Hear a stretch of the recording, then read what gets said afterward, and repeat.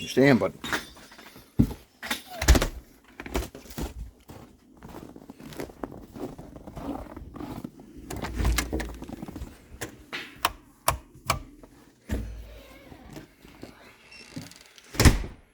and we're home.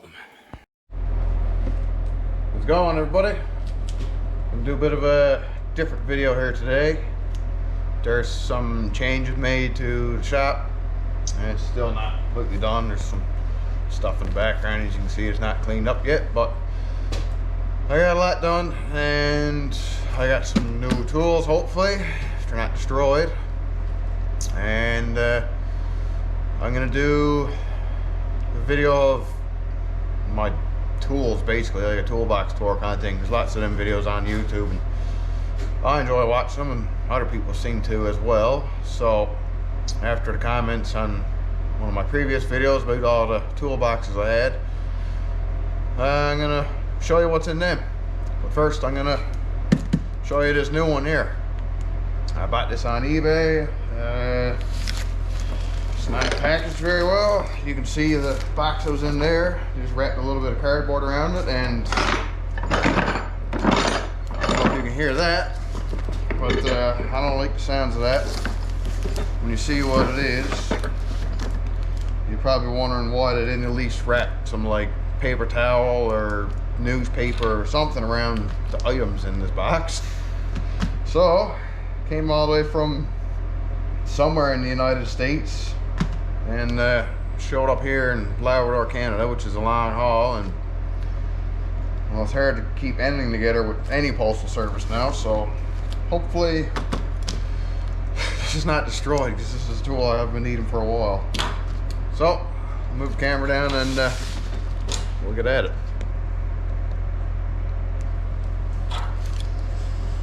Alright. Try to do this without scoring up. It's a wooden box.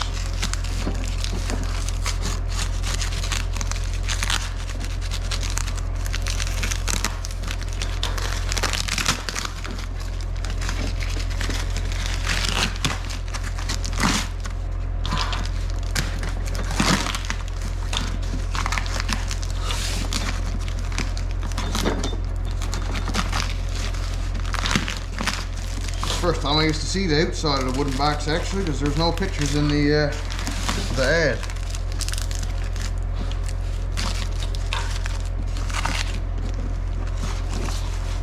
Yeah.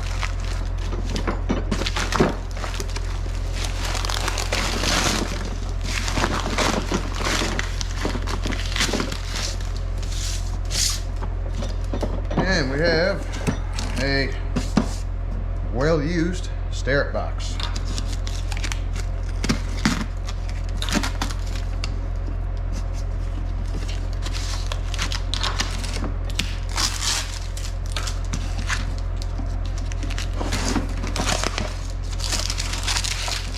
So far,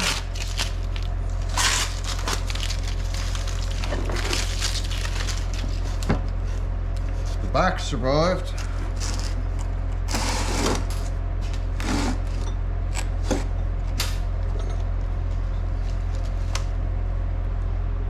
Yeah. I guess some of them were in plastic. Too bad they didn't stay in there. I'm gonna get rid of the plastic because I don't need it where this is staying. What's going on here? Okay, that fits. And that's that one. Wrenches. I don't know where they go. That's definitely not that one. I'll call you there, you there,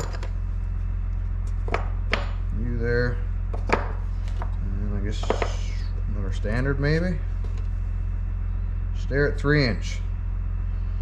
I'm not sure why that's in here because this is a 6 to 12 micrometer set. I don't know if you guys can see the top of the box there. Come on, GoPro.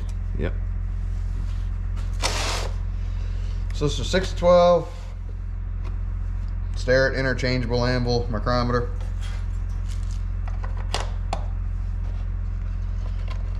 So it looks like it survived. I assume this came out of a factory because it's well used, and obviously they painted the micrometer to match the box or set. So I got a freebie out of this anyway. Just kind of nice. It's a little dirty. Also, that's probably from all the crap beating around in here. Yeah, the backside that wasn't tagged is actually in kind of nice shape. So this anvil in here now would be the 12-inch.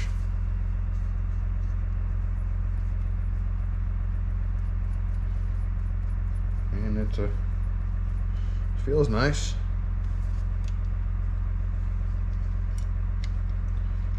So these here, how this works, take off this little thumb screw, slide it your anvil. Say I wanted to measure 6-inch shaft, put that one in. And these are your adjustments. So every time you use this, you should check it to a standard. And we're just going to do it here now for fun. Start off 10 over. Clean that anvil, clean that anvil. There's a little bit of rusting on the outside, but the ends are good.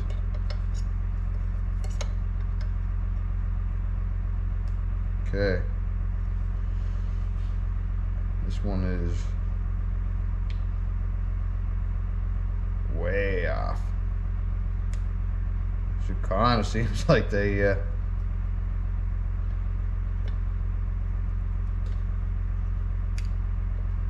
set it for the wrong zero. It is on zero, but it's a full 25 thou out.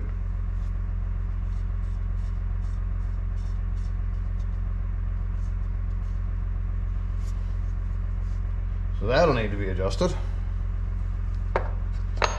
And we're fairly close to zero, so the beauty of this is, let's go back to the 12-inch.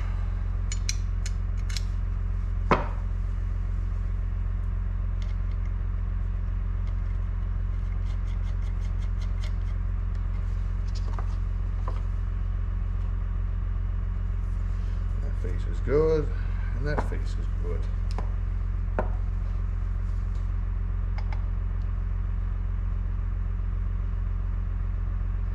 Sorry you guys can't see this, but oh yeah.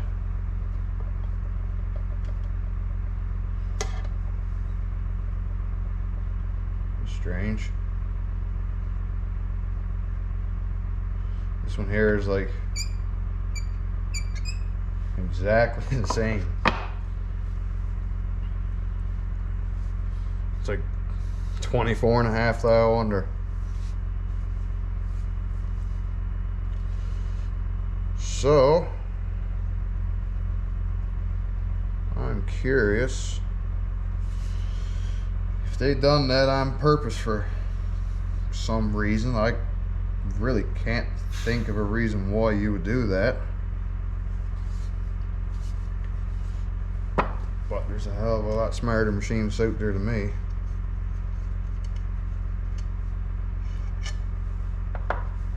Avoid trouble by keeping the set intact, which is kind of what I was thinking when I tried the 6-inch standard, or the 6-inch anvil. Maybe the anvils got switched around between another kit, and the other micrometer was off. Let's try this one. So this would be 6.5, this would be 4-inch. Okay, there's a bit of rust on that one. We're not going to try that one. Let's try 3-inch.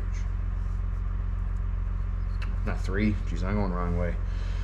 12, 11, 10. This would be 9.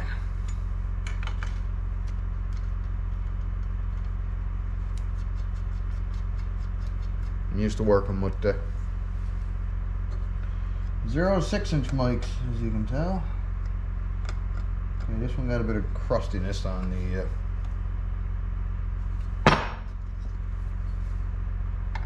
standard, or the anvil. Okay, this one's way off.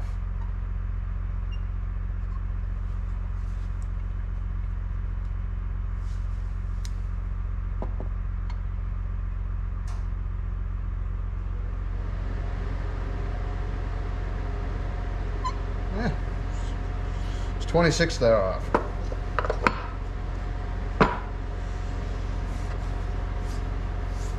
Can't see this being bent.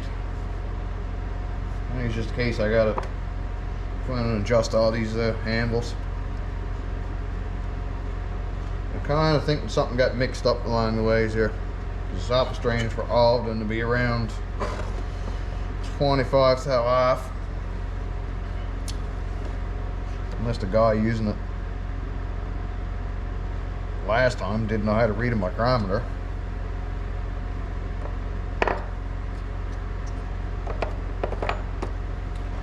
So yeah, that's that. I'll get this cleaned up. Might even try to get this orange spray paint off of here.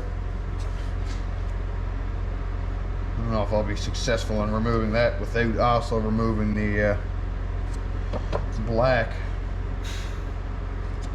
So I might just leave it. Gives it character of its previous life.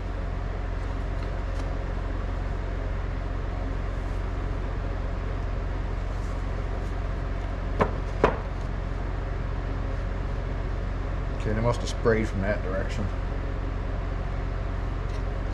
But yeah, just the new tool for the shop. I can now measure shafts up to 12 inches. I don't know if I'll be doing 12 very often, but stuff bigger than 6 inches does happen upon here a couple of times every now and then. Usually it's 8 inches and below I'm working with, so that's a good tool to have, and I'm glad it survived its journey here. Alright, I'll clean up this, maybe even tidy up a bit of other crap around here a little bit, then I'll show you around. So here we go. Here's the new shop layout as of right now. Anyone who's watched my previous videos knows that in this area here we had that 4x8 wooden table that I had just a piece of thin gauge, like 20 gauge sheet metal laid on top for just general purpose workbench and to do what I got left to do with the airplane. And then over here was my small table. I can't remember the dimensions on that one. It was like 2 feet by 5, I think, something like that. It was an odd size. And that one was steel, and it had a crown in the worktop, which is super annoying. I would rather a dip, because you can kind of just shim in the middle, or if you're welding up a fixture, you can just lay it on and let your pieces span, and your two ends can still be welded on relatively flat. When there's a crown in it, everything's just rocking everywhere, and it's a friggin' nightmare. So that's gone, and this was the replacement for both. And that other bench, I had my welding machines, one on either side. The plasma cutter was on top of the TIG. The sheet metal brake was on the back. that was on the side, my Pexto shear. So, I like the size of the wooden table, but I didn't like the fact that it catches on fire and it soaks up oil among other things, and it's not quite as sturdy as what I want. So I built this. Hauled the other two tables out of here last week. Well, the wooden table's just disassembled till I figures out what I'm doing with the wood. I certainly ain't throwing it out with the prices now. I've had that 5x8 sheet of 1/2-inch plate for several years. A buddy of mine gave it to me. It was rusty as hell. It looked like that. I don't know if you guys can see it very well. The lighting might be bad, but I had it on the floor of my garage at the cabin because it's just dirt floor in there for a couple of years, and it was sitting outside for God knows how many years before that. And I've always wanted to do the bench. Never did get around to it, and I'm on vacation now from work, so I said, time to get this done because it needed to be done. The Cane's Quest snowmobile work is done, race is done. So I finally got some time to do my own stuff, and this was project number 1 on my list. So I went and bought 2 full lengths of 3-inch, 4 pounds per foot C-channel. That managed to do most of the frame. The frame is 7x4 because I wanted a 6-inch border all the way around for clamping. So that gave me enough to do the frame and 4 legs. I had a 6-foot piece of, I can't remember how, that's a thicker channel. It's, I can't remember how many pounds per foot. I think it's like 6 or something like that. So I had enough to do the 2 inner legs anyway, so that was nice. And then everything else, the shelf was just 1.5-inch angle iron I had kicking around. The braces is angle iron. The grinders are held off just a piece of flat bar. That one used to be right along there on my wall.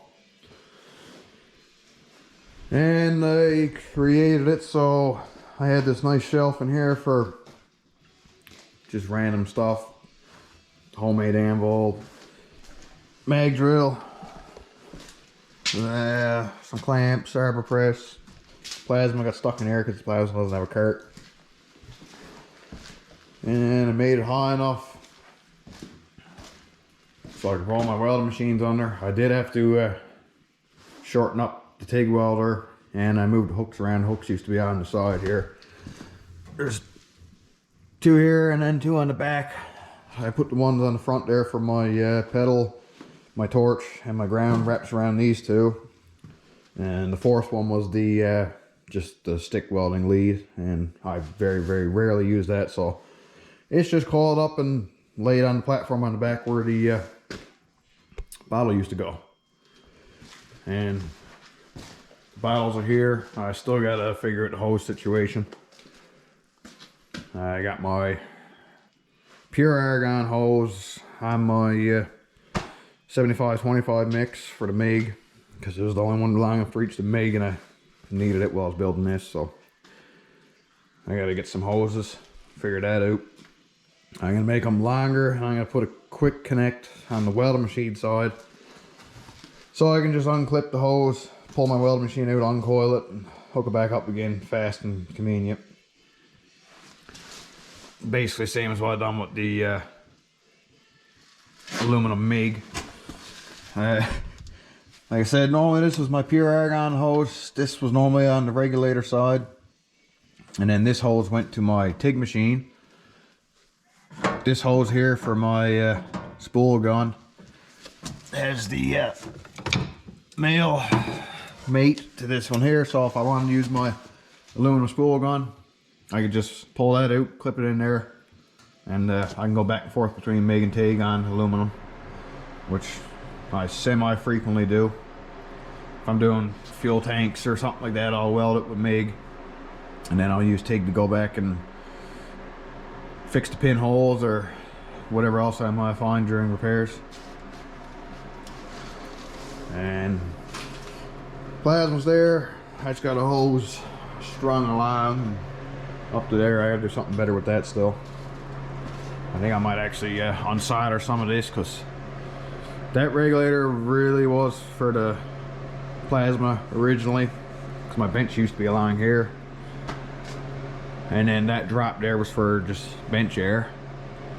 So I'd like to redo that. I might move all of this back so that drop can be used for just bench tools, and I'll hook my plasma back up to the regulator, even though it doesn't really need it. This newer plasma I got an air dryer and it's got a built-in regulator, so doesn't need it, but it would be nice to have a bit of extra on it.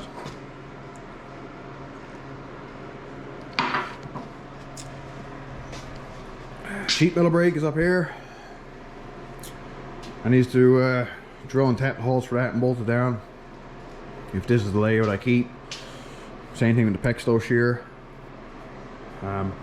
Toying with the idea of mounting this on a receiver tube so I can take it on and off, but then it's going to be out here, it's going to be into my walkway. So I think I might just bolt it there for the sake of 3/8 bolts. If I do have to fit something big on this table, it's not that big a deal really to haul that off. This thing's heavy, but I can pick it up. So, and then the bench vise. Okay, first I'll cover this.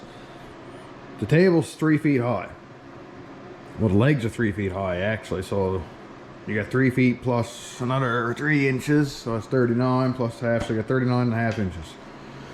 So it is a rather high table, but I'm 5'11" without my boots, so, and my back isn't great, as most mechanics and machinists and anyone that works in a trade. So for me, this is waist height. It's a good working height for me. I like it. But by the time you put an 8-inch record on here, it's a bit too tall. Where you put anything up here, you're at chest height. So I'm going to undermount this. Just the leftover piece of that heavy 3-inch channel, and I do have a little tiny bit of that 4 pounds per foot channel. So that's going to get drilled and bolted to this on the bottom, and then I'm going to weld on 2 uprights, and it's going to get mounted under here like that ish. So the vice jaws will be about that much above the table, so the jaws will just be right here, about that far above. So if I'm doing anything like aluminum hoop, because I do a lot of snowmobile bumpers and racks and stuff like that, I'll be able to lay the hoop flat on the table. Actually, can I better show you this? Yes. Okay. Pretend the voice is here. I'll be able to lay this on the table like that. The voice jaws will be here. I'll be able to clamp it and hold it and do whatever it is I need to do.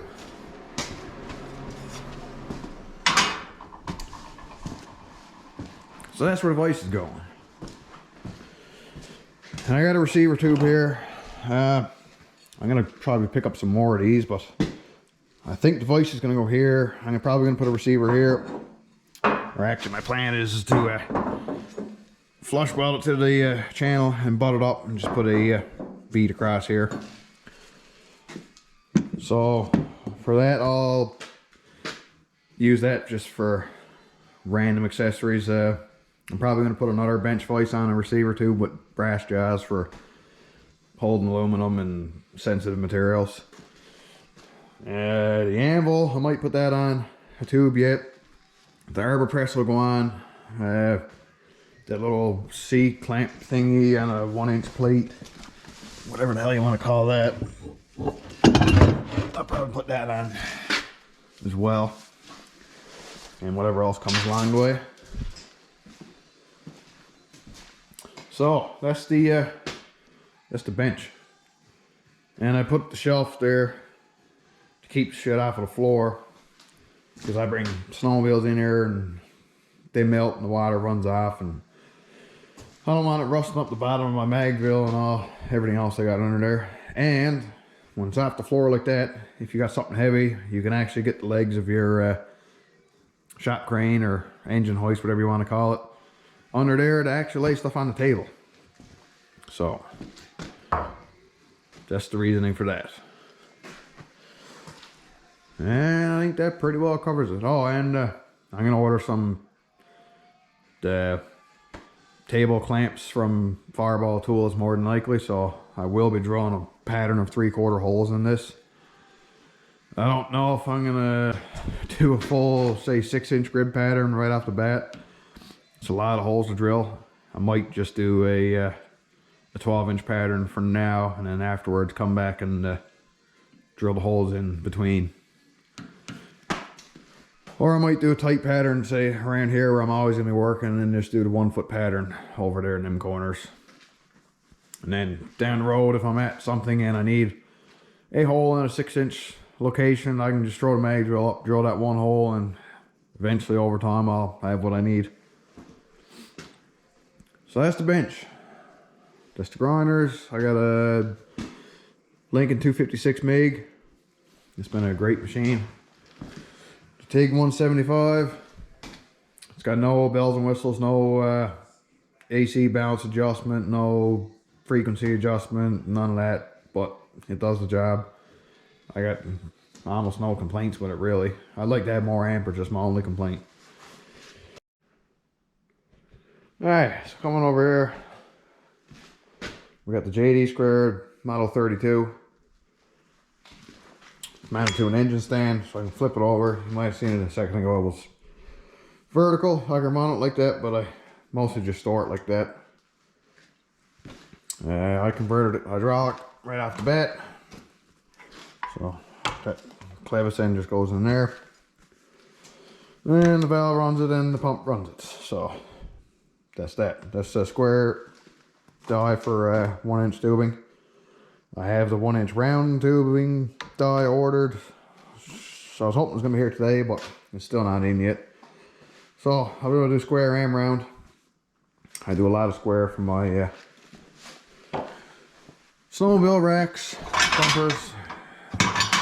Yeah, I did the boat canopy with it as well. So yeah, that gets used quite a bit actually. The fender has since paid for itself. And it's only like a year old. 55-ton press. You've seen that in videos. And I showed you a sheet metal brake, all that. So we'll start at this corner and work our way around. Up here, I got the start of my organization project. I bought like a dozen of them bins off of Amazon. So right now I get my brass in there, my Teflon, Delrin, plastic stuff, and I got my aluminum organized. So angle, round, square, and flat. If it's too long to fit in those bins, it goes over here to this side. If it's too long for there, I shoves it over here. These are just bends and weldments, stuff like that. If it's too long for there, it goes in the corner here. Again, that's still a mess because I haven't got to the steel or anything yet. And if it's full lengths, they come in the door and run down here. Kind of not the best situation, but it's the only place where I got like 20 feet of free floor space that's easily accessible. If I go shoveling in over here, I can't put it inside the lift because the arms will come down and hit it. And I can't put it on the outside because once it's back there, it's kind of in no man's land. So that's the best I got for now. And keen eyes, you'll notice that the lift arms are upside down. I done that a couple days ago. I don't know why it took me this long to do it. With just a plane up here, it's fine. For the love of God, don't do this in your garage with your lift and put a vehicle on it, because it's probably not engineered to hold any significant weight, but this plane weighs like nothing. So the idea with this is I can walk clear under it now and not hit my head. I'm pretty good at ducking, but I still hit it every now and then. But it seems like every time one of my friends or someone comes in here, they're hitting the head off of it. So it's flipped over, and now you're good unless you like hit the corner braces. So that's the start of the organization. I still gotta do the steel and everything else. Here we just got extension cords, hoses, random rigging. This is all the empty fuel containers from my cabin. I gotta refill some of this and bring it back up there. I usually keep a drum of diesel on hand for equipment, heating and whatnot. So that gotta go back up there. Rear seat out of the Jeep, brought that down for the dogs to lie on. That was usually upstairs. Again, dog bed. Cylinder storage, standard hardware, plus some more miscellaneous hardware. That's all random hardware. Frequently use spray paints over there. That's waste oil and antifreeze. All this wood, most of it's from the table that I disassembled. This sheet was on the table. So we got flat steel, flat aluminum. Some offcuts for the plane.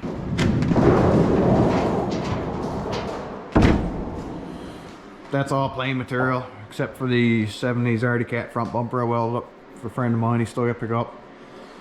The loop is an offcut from a brand new fuel tank I'd shortened for a, I think that come off a fuel truck. I don't think it was a dump truck. Yeah, it was a fuel truck. Oils and paints, wood storage, aluminum storage, steel storage, more miscellaneous stuff that's not just regular steel. So you got hydraulic cylinders, drive shafts, side steps, random brackets, some mufflers, some pins, isolators, rollers, all kinds of stuff.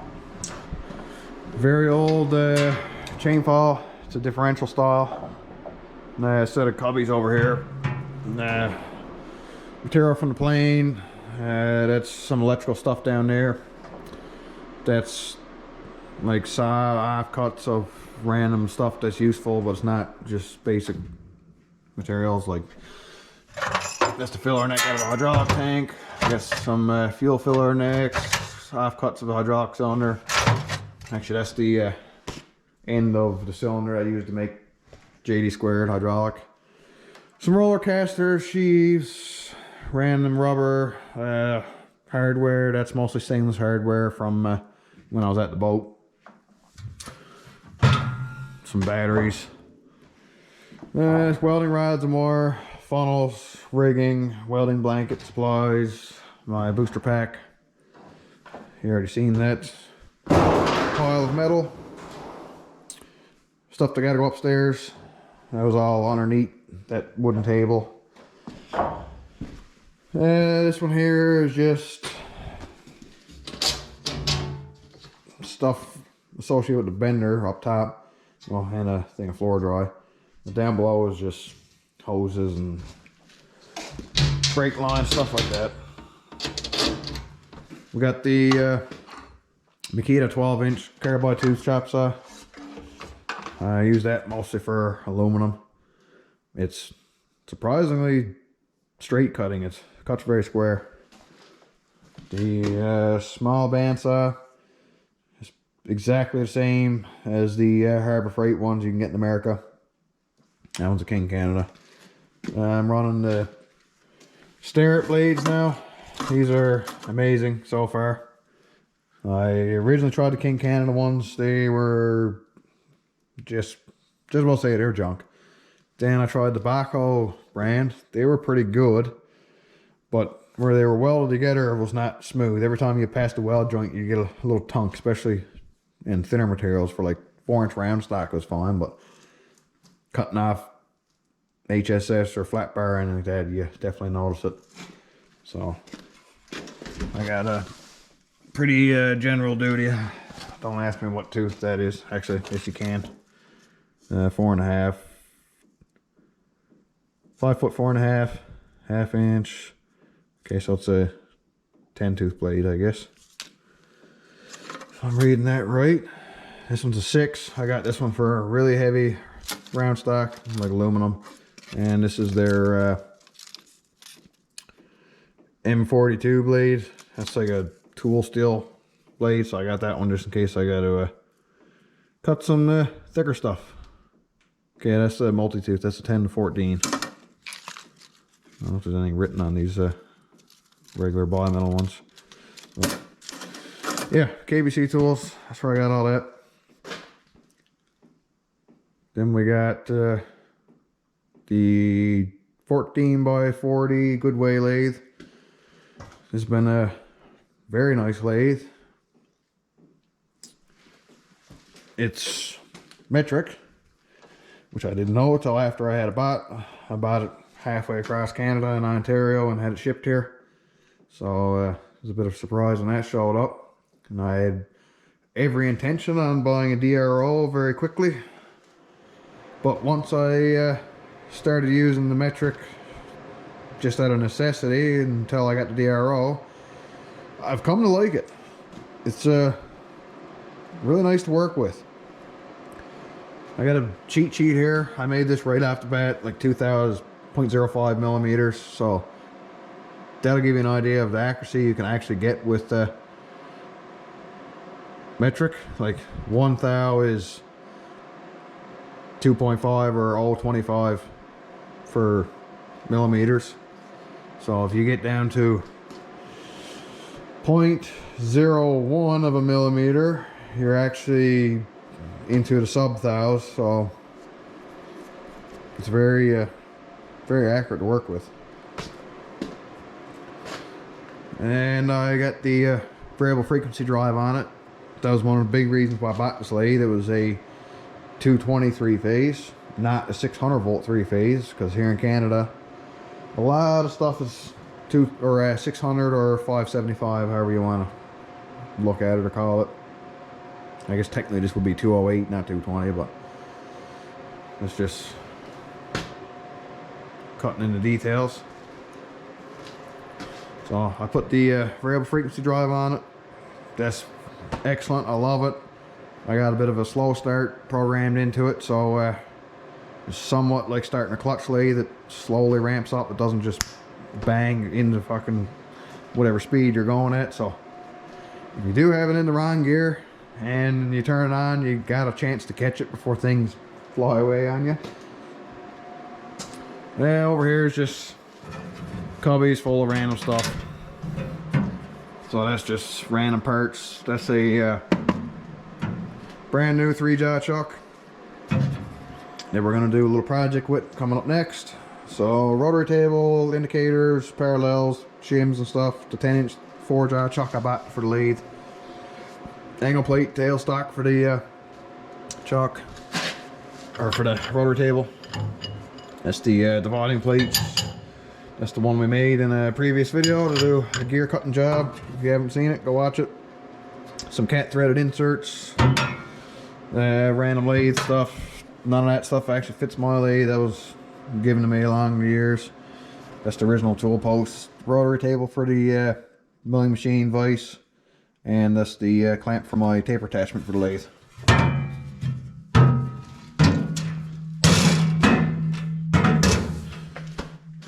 Milling machine clamp down kits. The files I use most often. Some emery cloth and some random cutters, bench grinder wheels, some more emery cloth, and this is all just material storage. Modern drill press. This is the Elliott Rapid Mill. The table is 48 by 12, I think. 12 or 10. 11 5/8. So yeah, 40 taper. This was a 600 volt 3-phase machine. It was a 5 horsepower motor, I think, originally. 5 or 7.5, I think it was 5. And I hauled that motor out and put in a 3 horsepower single phase motor. And just used that random starter that I had kicking around. So I never got into any of the factory electrical. It just plugs in here, goes to the starter and goes to the motor. I got no reverse, it's just on and off. But it does the job. It's been a pretty good mill. I got this in a scrap yard for, I'm pretty sure, below scrap value actually. So it was pretty rusty when I picked it up. But it cleaned up nice. So yeah, can't complain with that. Here we got lathe and mill tooling. So we got the ER40 collets, collet holders in the mill there now. Bunch of taper shank shit. NMTB 42, Morse taper 2, 3, and 4. Jacobs 18 end drill truck. Boring head. Top row we got metric end mills, standard end mills, carbide end mills, Brown & Sharpe taper end mills. They're not Morse taper. As you can see, it's too big for a 2 and too small for a 3. Yeah, a little shell mill. That was also a Brown & Sharpe arbor, but I machined it for just 1 inch straight, so it goes on a collet now. Reamers, countersinks, step drills, some plugs for my broach kit, annular cutters, taper shank drills. I bought a lot of drill bits on eBay that was just listed as X amount of pounds. I can't remember how many pounds it was of taper shank drills, and the price was good. The shipping didn't even make sense how cheap it was, because usually shipping kills me, especially where I am up here in Labrador in the middle of nowhere in northern Canada. So I bid on it, I won it, and I never got reamed on shipping. What they were saying it was what I paid. So after I got it in here, I realized this must have come from like a machine shop that shut down or something like that, because it had every size from 1/8 number 1 Morse taper all the way up to 1 inch down to a 64th. There was a couple sizes that were missing, but majority I pretty well got a full set down to a 64th. And then after 1 inch, just the common sizes. 1 1/32, 16, 1/8, quarter, 5/16, inch, and 3/8 was missing. This is a 2 inch drill that I ended up getting afterwards. And then there was a 1.5 inch drill bit in there too. So yeah, I done really well on them drills. I never would have amassed that much buying them new, because they're not cheap, and there's a lot of sizes in here that I haven't even used yet. As you can see, there's some pretty dusty ones, but I got them if I need them. This is all machinist tooling. Yeah, we got aircraft hardware, my drill index. This is my decent drills. This is mostly aircraft tooling. That's the dog. He's tied on, so as far as he can get. Mechanic tools. This is all welding. My filter heads and doorstop. Wanna come in, bud? Back up so I can unclip you. Hey, Willie. Nope, come in. And Hershey's hanging out there. That's all mechanic tooling. That's just like stuff that's in the blow molded plastic cases, pullers, and specialty stuff. Hammers, clamps, and here we got the belt sander, and all there's the belt grinders, drills, cordless impact driver. All that's in the house. The impact driver is, but cordless straight impact, die grinders, some wiring, and that's auto body stuff. That's like oil and grease. That's everything that's in an aerosol can. That's like WD-40, anti-seize, Loctite, thread sealant, gasket material, yada yada yada. And this one's just all spray paint. From that one there, I got more aircraft paints and chemicals in it. And the top shelf is all the empty stirrup boxes that I can't seem to throw away. And TIG rods are up there. I kind of glossed over this. Just recently, in the last year, a couple months, I can't remember when I got this now. I finally bought a quick chain stool post. And I've been collecting up on tool holders. I just recently bought 4 or 5 more off of eBay, I think it was. Yeah, it was eBay. And they were supposed to be the tall ones that take the 1-inch taper shank tooling. That's not one. Yeah, here's one of my originals. When I bought the kit, I guess you could say, it came with 2. And then I ended up buying 1 more on its own. It was labeled as used. I'm guessing someone returned it. It was this one here, I believe, the Shards one, or no, AccuSize. That one came in. I ordered, like I said, there was either 4 or 5 more with the same 301T part number. And they came in at the 7/8 of an inch. So a couple of them that I did want to actually load 1-inch tooling in, I stuck them in and milled them out. That's what all this mess is from. I only done that the other day. So I had to whittle out 1/8 of an inch material so I could actually fit 1-inch tooling in there like it was supposed to fit. Yeah, like I said, it's boring bars, parting tool, and the other 2 are just regular old. Yeah, that was one of them 301Ts that's not milled, because I didn't have 1-inch tooling in there. And then this one here, I did mill it out, so you can see I didn't have to remove much, but I did have to remove something. And there's the airplane. Some signs, V-belt storage. Pink under over there above the window. And I think that pretty well covers it. Got a lot of stuff jammed in a relatively small area. But even though I'm making new acquisitions, like a bigger bench, I'm steady doing organizing and rearranging and actually making more room. So even though I got a much bigger table here now, I also got some free space in here, because I turned 2 tables into 1 table, and I made the 1 table tall enough to fit the welding machines under. So that's like 4 square feet freed up there.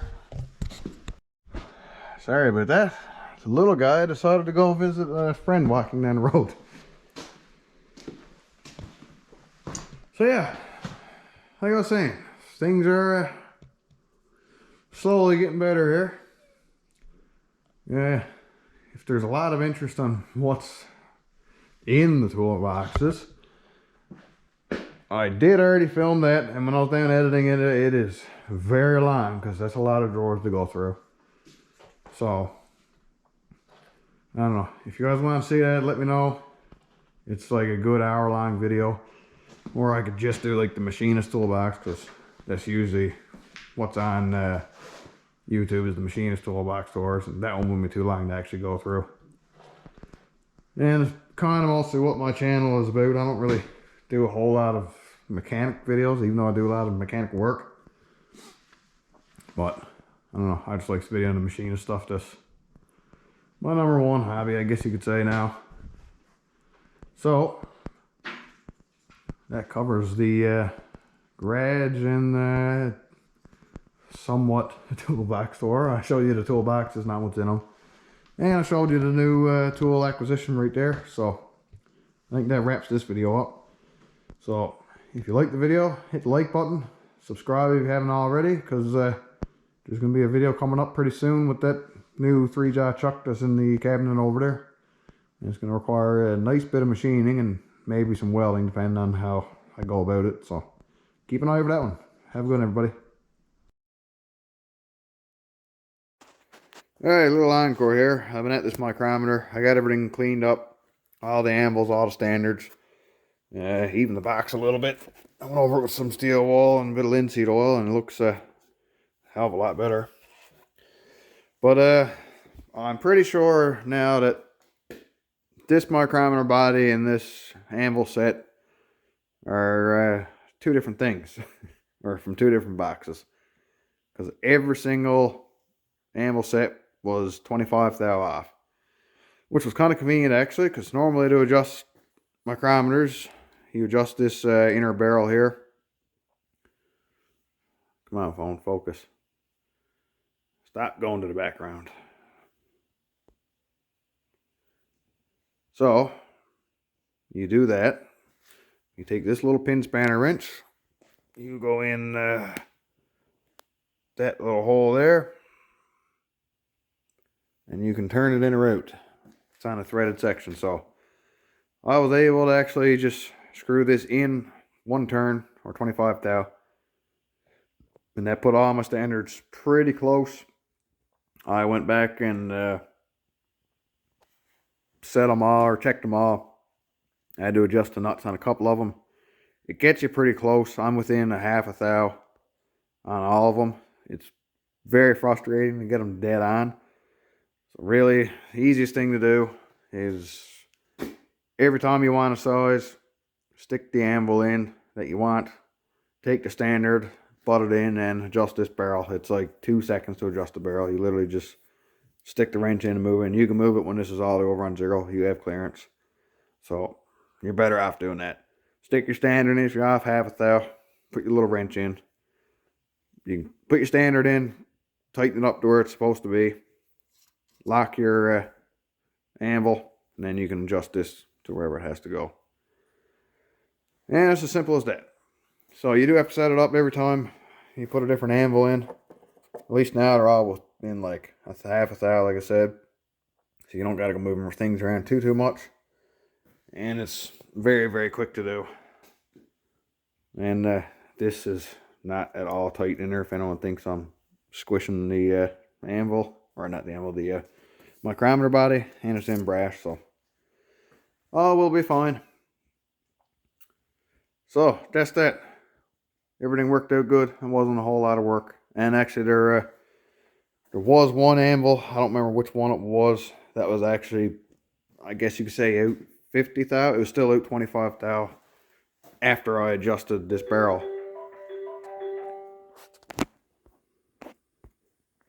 So yeah, I had to move the nuts on that one quite a bit, and that one's now good. So micrometer was a success, good buy, and I'm happy I got it. So once again, have a good one, everybody. All right, yet another encore video, I guess you could say. The mail lady showed up, and I got my JD square boxes in. So there's that die for the 1-inch round tubing I was talking about. That's the follower. That's your clamp hoop. And I splurged and bought this here protractor, or bendicator as they call it. So it's a 4-inch, 125 thou radius, or not a radius, but yeah, radius. So that matches exactly the outside of my two particular dies. I could have got this here in a centerline radius of 3. This one's 3.5, which is what that one was. This is the tightest you can get for a 1-inch square. So if I take one of my templates here for the round, or the square,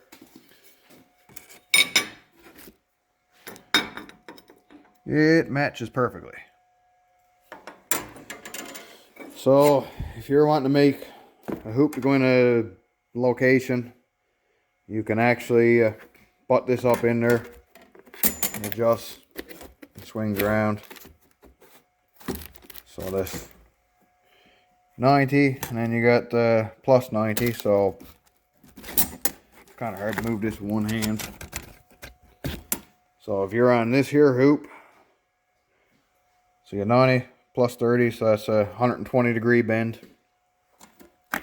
And you could put this in a location and actually see where the tube is going to land and what the bend is going to look like, versus using a regular protractor that goes to a point kind of screws you up. Because there's been a couple of times where I wanted to make something that came to a point like this, actually, like a snowmobile sleigh hitch. And if you lay it out on the ground, it comes to a perfect triangle, so you think it's going to be like 4 or 5 inches longer than what it actually is. So this would be good for laying out stuff like that. It wasn't particularly cheap, but now that I got 2 dies that it matches, I specifically bought this radius so it matched this here protractor thing. So it's going to be a very handy tool. This is going to be a very handy tool as well. So I'm slowly getting this bender tooled up, because if anyone has priced any of this stuff knows that it ain't cheap. I believe this die and that protractor with shipping was like $400, something like that. So yeah, it adds up fast. If you go out and buy one of them and buy like a dozen dies to go with it to have a very nice setup, you're going to be spending a lot of cash, because these smaller ones are what I would call relatively affordable. When you get up into the very large ones for large diameter tubing, like a 2-inch diameter tube with a 12-inch radius, or not a 12-inch radius, a 6-inch radius, make a 12-inch band, it starts getting very pricey. So this is finally the end, because this is my last tool as I was waiting on. So if you like the video, hit that like button, subscribe if you haven't already, and you'll be hopefully seeing some of this stuff in action sometime soon. Have a good one, everybody.